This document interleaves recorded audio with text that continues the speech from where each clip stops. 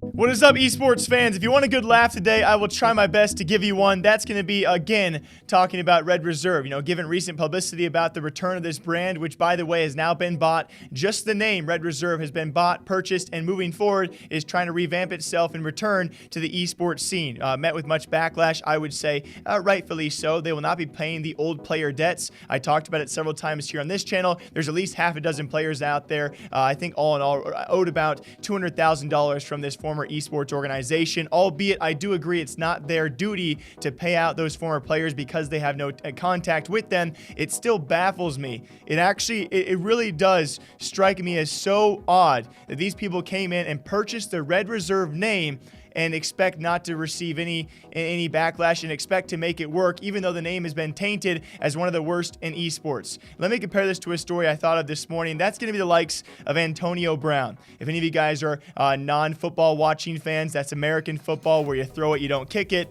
If you guys don't know Antonio Brown, not necessarily a well-liked guy, not necessarily a good guy either, especially with tons of allegations surfacing around this guy over the past 6 months to a year to even deeper than that. But still, we had many NFL teams give him a chance because he's a well-known name and he's a good player. We had the likes of the Raiders, they gave him a chance. Patriots, they gave him a chance. Even ironically enough, the Saints, they gave Antonio Brown a chance to play on their football team because he was a well-known name and a very good player. I compare that to Red Reserve, who is now giving the chance of a well-known name, a bad player, a bad person in general, as in the things they have done, that being Red Reserve. They are giving Red Reserve a chance and actually paying for that name because it's well known, despite the history of that name being very, very terrible, like the accusations that face Antonio Brown. But it's even worse because Antonio Brown is a proven good player. That's why many teams are giving it a chance, because he can play football amongst the best when it comes time for the NFL.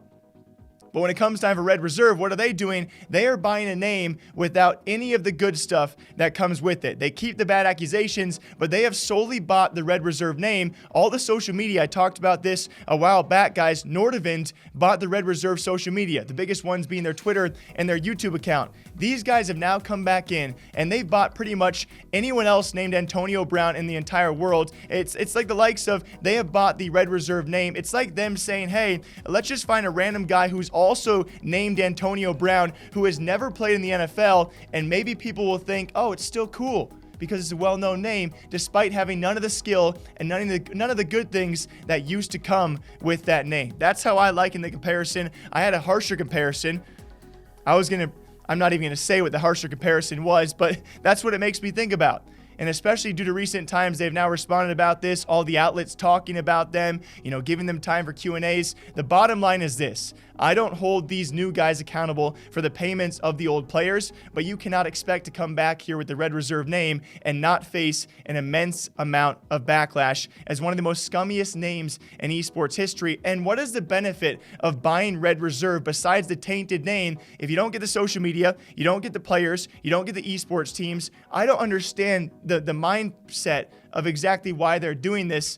And then very lastly as well, we still have players responding, former members responding. Kiwis gave his take, a former Red Reserve member. Scraps saying he is still owed $50,000. He's not the only Call of Duty guy still owed $50,000 each individually. I believe Rated also. I have 3 Rocket League players. I was in their DMs a while back. They're still owed money. And also several CSGO players still owed money on top of that. Holy crap, this segment has made my back hurt. I've just been arched in anger talking about this one. So this is the last time I'm going to talk about it, most likely, unless they do something just so utterly bad. It really does, it baffles me that someone out there thought, hey, let's buy this old name that has done terrible things, not correct those terrible things. Let's only buy the name and nothing around it and hope nothing goes awry. Until next time, I hope you guys all enjoy. My name is Jake, breaking down esports and gaming news here every single day, all day long. As per usual, my DMs are always open. If you guys have a story, I'll probably cover it. Until next time, take care of yourselves. Let's relax today. Have a nice day, okay? Have a nice night wherever you guys are around the world. I'll see you back here sometime soon.